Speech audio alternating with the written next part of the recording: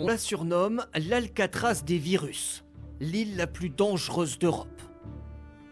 En mer Baltique, des laboratoires ultra protégés sur environ 1 km de long et 400 mètres de large. Comment sont conservés ici des centaines de virus potentiellement mortels pour l'homme? Thomas Mettenleiter dirige ce centre de recherche hors norme.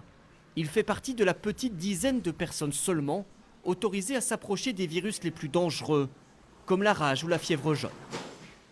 Exceptionnellement, il nous conduit au plus près des cuves de stockage. C'est à moins 181 degrés Celsius. Ici, on peut conserver les virus pendant des années, des décennies.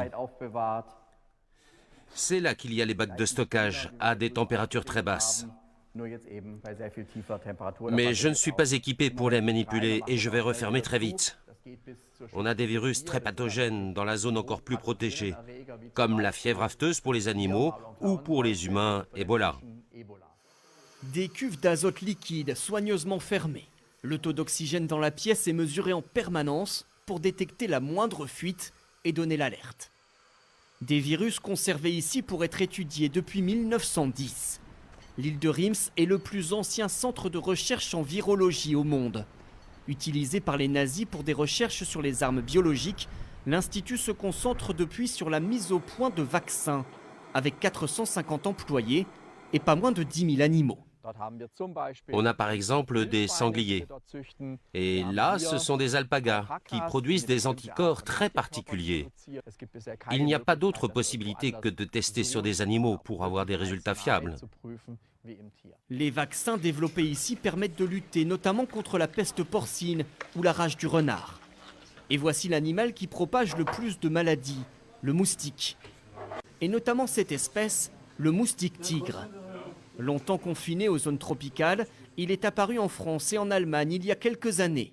Il peut potentiellement transmettre la dengue, Zika ou le chikungunya. Le virus se répand partout dans le moustique, jusque dans les glandes salivaires. Et à la prochaine piqûre, le virus pourra être transmis par la salive à la personne qui se fait piquer. Cette équipe mène donc des tests génétiques, là aussi très sensibles, sur l'ADN des virus eux-mêmes. C'est une étape importante, car ça nous donne des informations pour empêcher leur multiplication et savoir comment les combattre. Des travaux stratégiques. Depuis 2008, l'Allemagne a investi ici environ 300 millions d'euros. Cet institut de recherche unique en Europe étudie chaque mois de nouveaux virus. Il pourrait travailler très bientôt sur le coronavirus apparu en Chine si l'Organisation mondiale de la santé décrète officiellement l'état de pandémie, c'est-à-dire une épidémie à l'échelle de la planète.